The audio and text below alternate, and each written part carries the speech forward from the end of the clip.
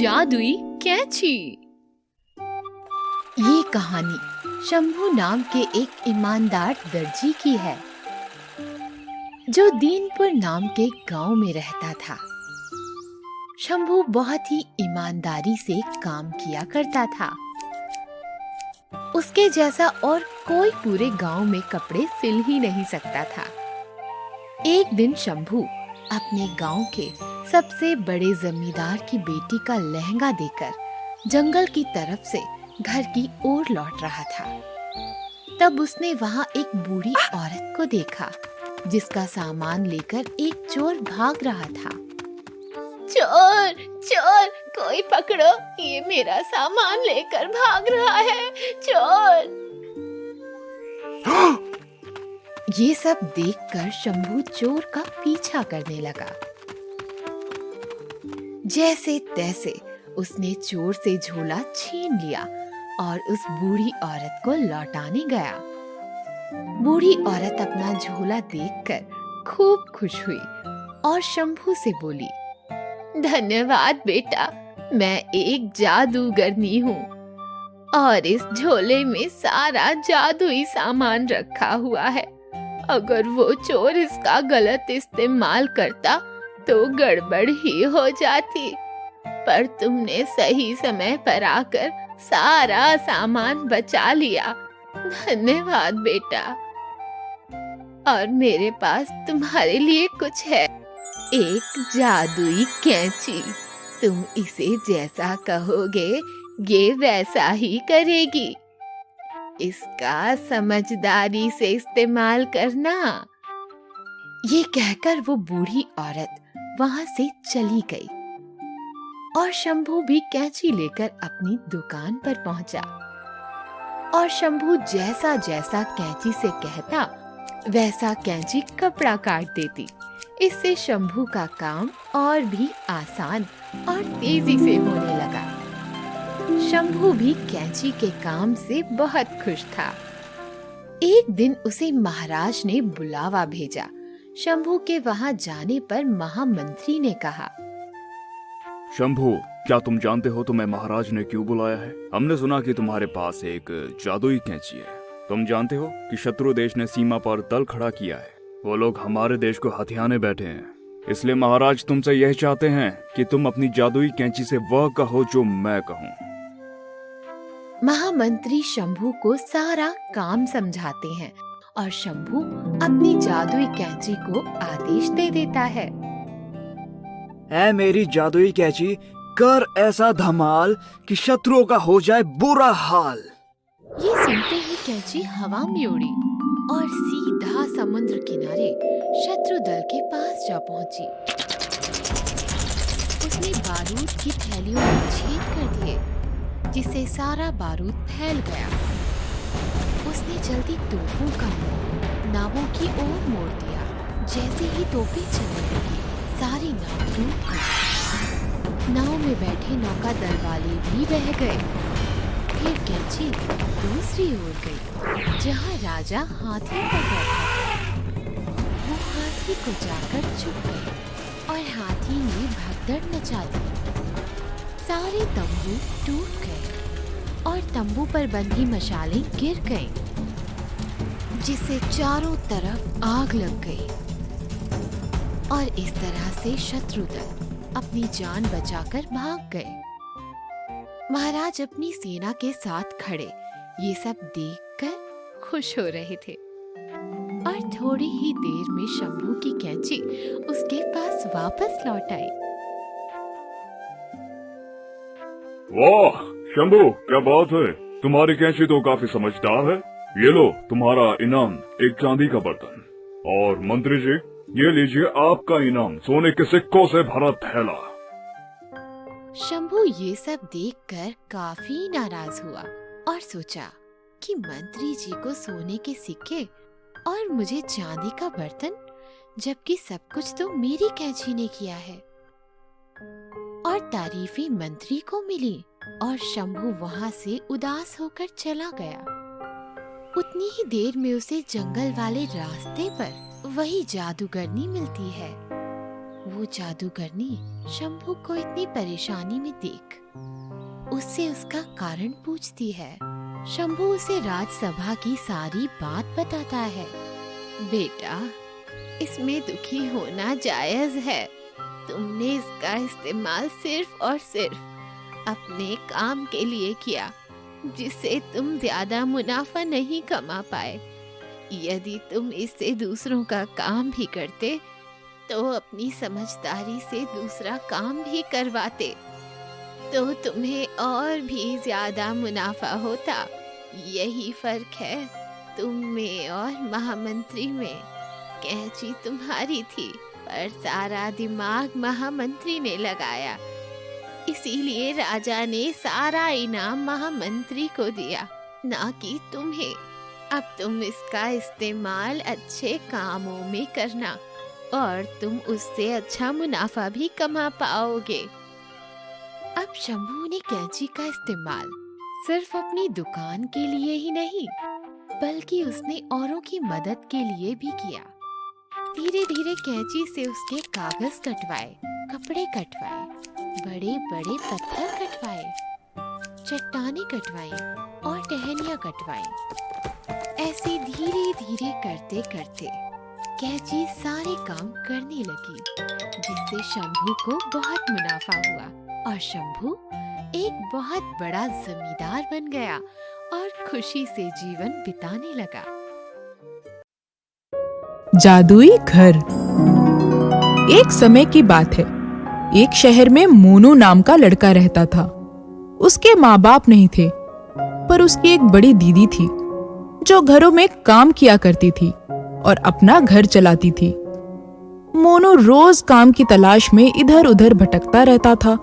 उसे कोई काम नहीं मिलता था क्योंकि वो बहुत पढ़ा लिखा नहीं था। क्योंकि वो अपनी बहन की कोई भी मदद नहीं कर पाता था, इसलिए वो काफी उदास रहता था। एक दिन की बात है, मोनू काम की तलाश में जा रहा था। रास्ते में उसने देखा कि एक लड़की जोर जोर से रो रही थी। मोनू उसके पास जाता है। अरे, क्या हुआ? तुम रो क्यों रही हो? क्या मैं तुम्हारी कोई मदद कर सकता हूँ? हाँ, क्या तुम मुझे ऐसी जगह लेकर जा सकते हो जहाँ मुझे थोड़ी धूप मिले? हाँ, क्यों नहीं। मोनू उसे सहारा देके एक खुले बगीचे में लेकर जाता है, जहाँ पर धूप ही धूप थी। धूप लगते ही लड़की एक सुंदर परी के रूप में बदल जाती है। मोनू बहुत ही आश्चर्यचकित हो जाता है। अरे, ये क्या? आप तो एक परी हो, और आप यहाँ कैसे आई? मैं अपनी माँ के साथ यहाँ पर घूमने आई थी, पर मैं पानी में खेलने लगी और मैं भीग गई। मेरे पंख गीले हो गए थे, इसलिए मैं उड़ नहीं सकती थी। और माँ ने कहा, जब तुम ठीक हो जाओ तो वापस आ जाना। और मैं अपने पंखों के सूखने का इंतजार कर रही थी। मुझे ठीक करने में तुमने मेरी बहुत मदद की है। तुम एक बहुत ही नेक लड़के हो। मैं तुम्हारी कुछ मदद करना चाहती हूँ। परी जादू की छड़ी घुमाती है और उसके हाथ में एक तस्वीर आ जाती है। तस्वीर में एक बहुत सुंदर घर बना हुआ था। परी उस तस्वीर को मोनू को देते हुए कहती है, लो, तुम अपने घर में दीवार पर इसे लगा देना और काम की तलाश में निकल जाना। रास्ते में तुम्हें यदि कहीं ऐसा घर दिख जाए तो उस घर के अंदर जाना। वहाँ तुम्हें जरूरत का हर सामान दिखेगा, पर तुम उसी सामान को बाहर ले आना जो तुम्हें जरूरत हो। अगर तुमने लालच की तो घर अचानक गायब हो जाएगा। लेकिन हाँ, तुम किसी और की मदद करना चाहोगे तो वो घर तुम्हें कभी भी कहीं भी दिखाई दे सकता है। तुम कभी भी किसी को भी घर के अंदर लेकर मत जाना, नहीं तो तुम्हें कुछ भी दिखाई नहीं देगा। ये कहकर परी अपने देश परी लोक में वापस चली जाती है। मोनू तस्वीर लेकर अपने घर की ओर चल देता है और घर में जाकर अपनी बहन को सारी बातें बताता है और फिर तस्वीर को घर की एक दीवार पर लगा देता है और दूसरे दिन सुबह अपने काम पर निकल जाता है। काम खोजते खोजते जब वो बहुत थक जाता है तो उसे अचानक वही घर दिखाई देता है। मोनू घर देखकर बहुत खुश हो जाता है। और वो घर के अंदर जाता है। अरे वाह, यहाँ तो जरूरत की हर चीज है। कोई बात नहीं, मुझे तो दीदी के लिए कपड़े, खाने का कुछ सामान और घर की कुछ चीजें ही चाहिए। मोनू घर के जरूरत का सामान थोड़ा थोड़ा ले लेता है और अपने घर की ओर चला आता है। उसकी दीदी उसके हाथ में इतना सारा सामान देखती है तो बहुत खुश होती है। एक दिन की बात है, उसके पड़ोस के घर में बूढ़ी औरत रहा करती थी, जो अचानक से बहुत ही बीमार हो गई। दवा की दुकान कुछ नजदीक में ना होने के कारण मोनू सोचता है कि अगर मेरे पास उस घर का पता होता तो मैं दादी माँ को जल्दी से दवा लाकर दे सकता था। मोनू के ऐसा सोचते ही अचानक से वो जादुई घर उसके सामने दिखाई देता है और वो दौड़कर घर के अंदर जाता है और दादी माँ के लिए दवा लेकर वापस आता है। इस प्रकार धीरे धीरे मोनू आस पड़ोस के लोगों की मदद करने लगा। मोनू को बहुत खुश देखकर उसके दोस्त सोनू ने सोचा कि मोनू तो कोई काम करता नहीं है, आखिर इतना खुश कैसे रहता है और लोगों की इतनी मदद कैसे करता है। ये सोचकर सोनू उसका पीछा करता है। उसका पीछा करते करते अचानक सोनू क्या देखता है कि मोनू एक घर के अंदर जाता है और वहाँ से बहुत सारी चीजें लेकर बाहर आता है। अच्छा, तो ये बात है, मोनू ये सब चीजें यहाँ से लेकर आता है। अगली बार आने दो मोनू को, देखता हूँ उस घर में ऐसा क्या है। दूसरे दिन सोनू मोनू के पीछे पीछे उसी घर के अंदर जाने के लिए तैयार रहता है और वो उसके पीछे पीछे घर के अंदर चला जाता है। घर के अंदर सारी जरूरत की चीजों को देखकर वो खुश हो जाता है, पर जैसे ही सोनू ने चीजों को हाथ लगाया वो चीज गायब हो गई। मोनू समझ जाता है कि जरूर घर में और कोई आ गया है। पीछे मुड़कर देखता है तो उसका दोस्त सोनू खड़ा था और ये क्या, अचानक से वो घर गायब हो जाता है और दोनों एक मैदान में खड़े हुए मिलते हैं। सोनू, तुम अंदर क्यों आए? आने के पहले मुझे पूछना था ना। तुम्हें कुछ चाहिए था तो मुझसे मांग लेते, पीछे पीछे आने की क्या जरूरत थी? अब मैं क्या करूं? घर तो गायब हो गया, अब मैं किसी की मदद भी नहीं कर सकता। लेकिन ये सब क्या हुआ? ये घर कैसे गायब हो गया? ये एक जादुई घर था जहाँ सिर्फ मैं ही जा सकता था और कोई जरूरत की चीज मैं इस घर से ला सकता था। हाँ, लेकिन सिर्फ जरूरत की चीज। तुमने ये क्या किया सोनू? मुझे माफ कर दो दोस्त, मुझे ये बात पता नहीं थी कि अगर मैं घर के अंदर आऊंगा तो ये जादुई घर गायब हो जाएगा।